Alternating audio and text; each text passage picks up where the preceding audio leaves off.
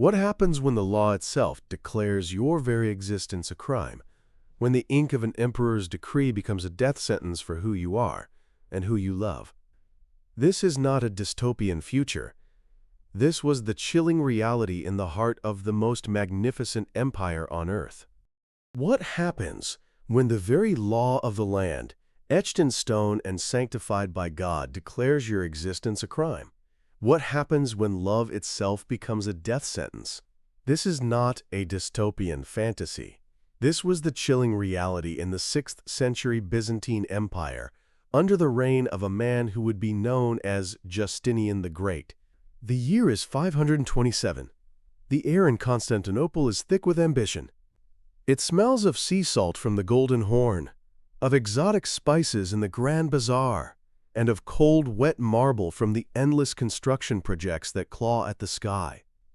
Emperor Justinian I has ascended the throne, and his gaze is fixed not on the present, but on a glorious, resurrected past. He dreams of a Roman Empire reborn in Christ. To achieve this, he needed more than armies and territory. He needed order, absolute, divine, and unassailable order. His grand ambition was the corpus juris civilis, the body of civil law, a colossal undertaking to codify 1,000 years of Roman statutes into a single, coherent system.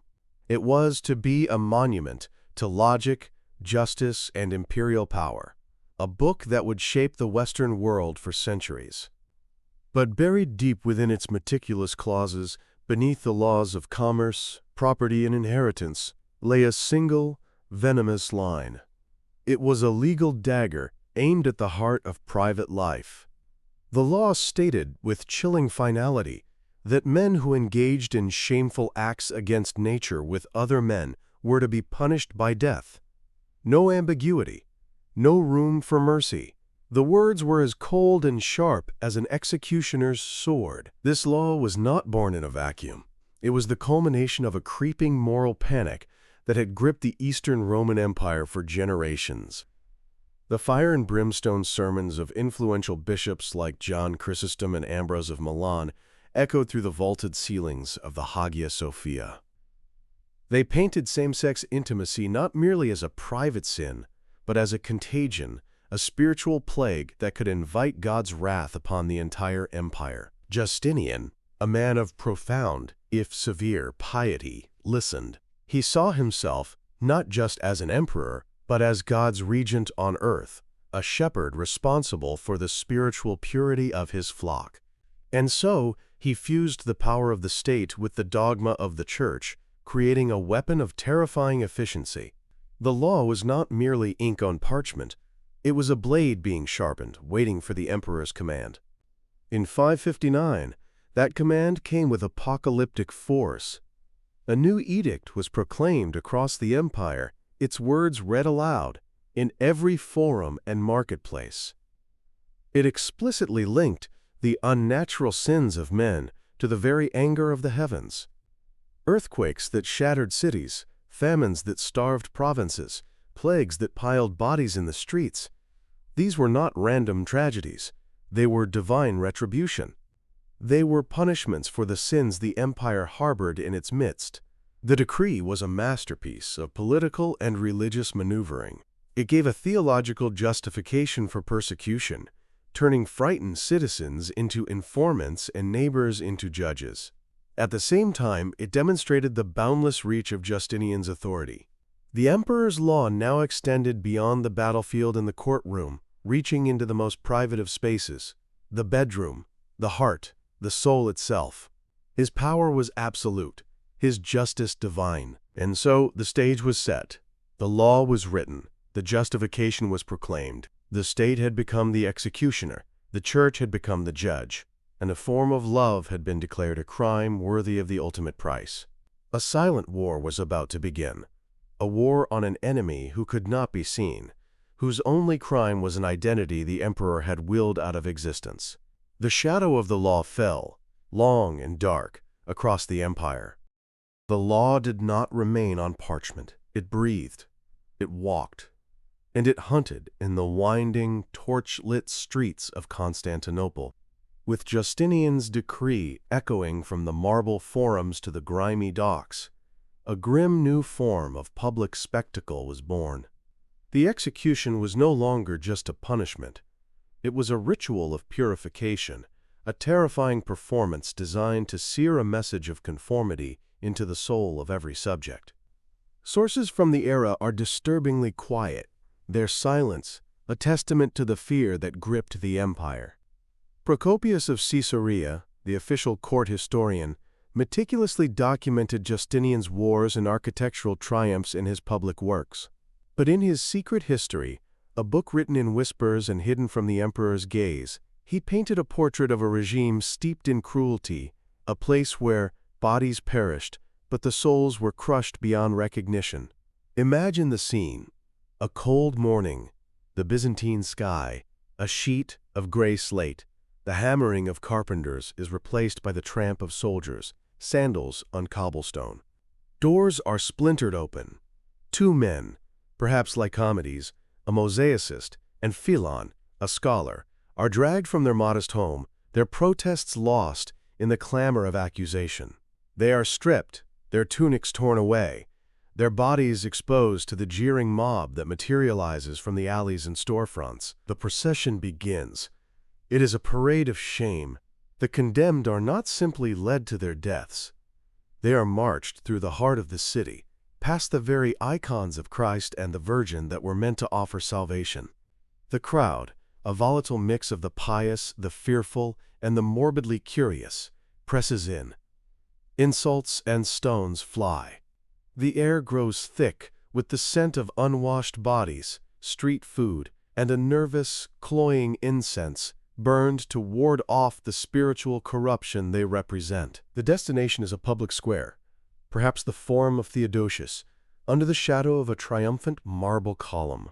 A pyre of rough-hewn wood stands waiting. This is not a swift death by the sword. This is a cleansing by fire. To the Byzantine mind, fire was the ultimate purifier.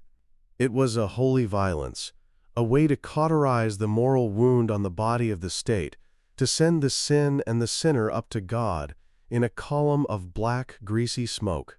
A priest, his face a mask of righteous fury, recites the damning verses of the law, his voice rising above the din.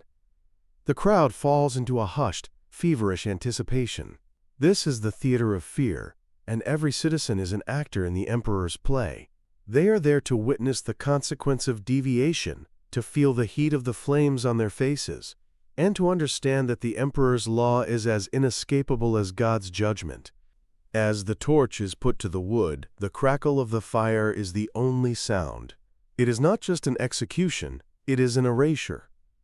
The flames consume the flesh, the wood, the evidence. They are designed to wipe these men from memory, to turn their lives into a cautionary tale, whispered in hushed tones. The message, written in smoke and ash against the Byzantine sky, was brutally clear.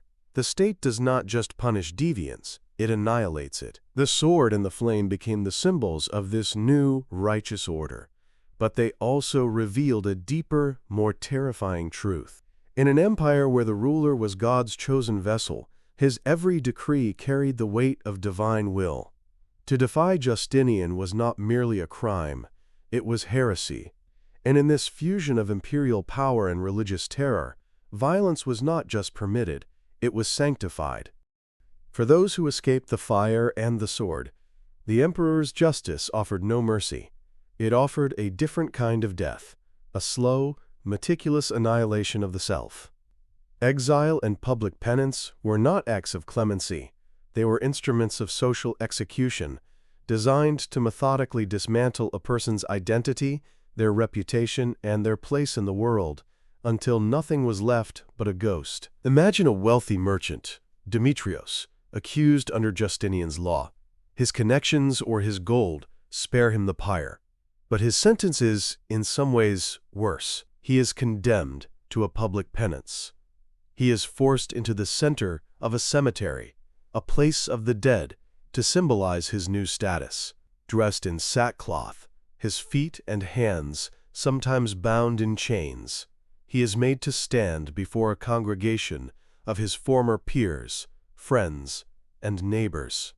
A bishop, his voice ringing with condemnation, recounts the sins of the accused. Demetrios is forced to confess, his voice a broken whisper, admitting to crimes against God and the emperor. The ritual is a deliberate shattering of his soul. Every eye on him is a hammer blow, every prayer a nail in the coffin of his old life. He is no longer Demetrios the merchant. He is a pariah, a living symbol of moral decay, publicly cast out from the Christian community. Following this humiliation came exile. This was not a mere relocation. It was a civil death.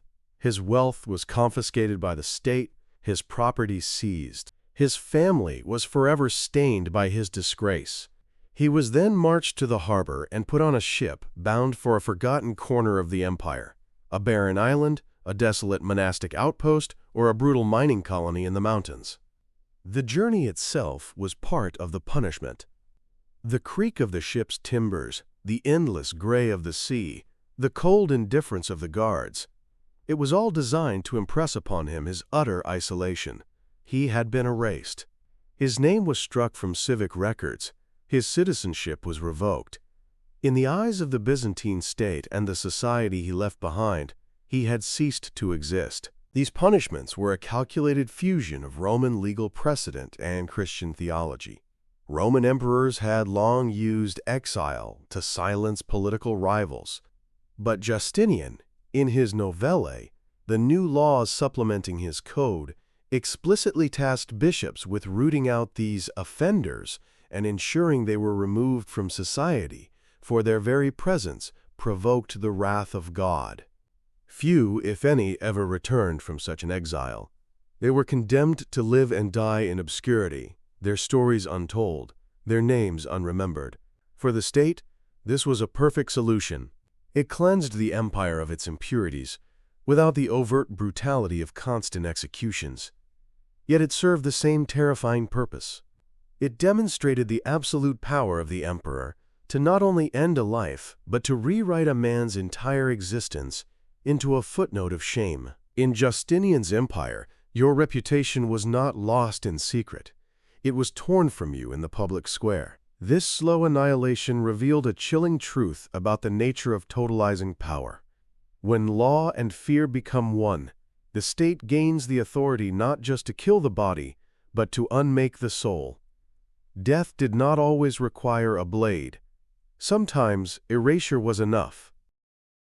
The most profound and lasting consequence of Justinian's laws was not the pyres that burned in the forums, nor the exiles who vanished into the mists of the Black Sea. It was the silence, an immense, echoing silence that fell over an entire segment of human experience. A silence so complete that it has taken historians centuries to even begin to hear its faint traces. The laws did more than kill men. They murdered a history. No names of the accused were preserved for posterity, save for a few high-profile political targets where the charge was a convenient pretext. No letters, no diaries, no final words from the condemned have survived. Their voices were extinguished as thoroughly as their bodies were consumed by flame. All that remains are the words of the lawgiver, the emperor, and the chilling accounts of the state-sanctioned terror he unleashed. The victims were rendered completely anonymous, their loves, fears, and lives reduced to a single, damning legal category. Procopius, in his Secret History, captured the essence of this regime of erasure. He spoke of Justinian's reign as a time when the emperor was never wont to leave any room for mercy, but only to destroy. While he never explicitly detailed the persecution of men for same-sex relations in his scandalous book, the spirit of his critique hangs heavy over the period. It describes a system where accusation was proof, and the emperor's paranoia was law. This legal framework created a powerful incentive for self-censorship that rippled through the centuries. It drove relationships deep underground, shrouding them in layers of secrecy and fear. It taught generations that this part of their identity was not only sinful, but criminally aberrant, a stain to be hidden at all costs. The fusion of state power and religious doctrine had created a prison of the mind, policed by the threat of both earthly fire and eternal damnation. Justinian's laws became a blueprint for persecution throughout the Christian world for over 1,000 years. They were copied, cited, and adapted, their grim logic echoing in the legal codes of medieval Europe and beyond. The idea that same-sex relations were not just a sin, but a crime against the state, one that threatened social order and invited divine punishment, was Justinian's most toxic and enduring legacy. And so we are left staring into a void.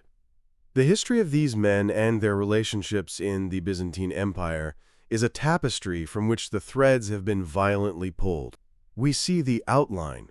We know the shape of what was there, but the color, the texture, the human detail is gone, lost to the silence.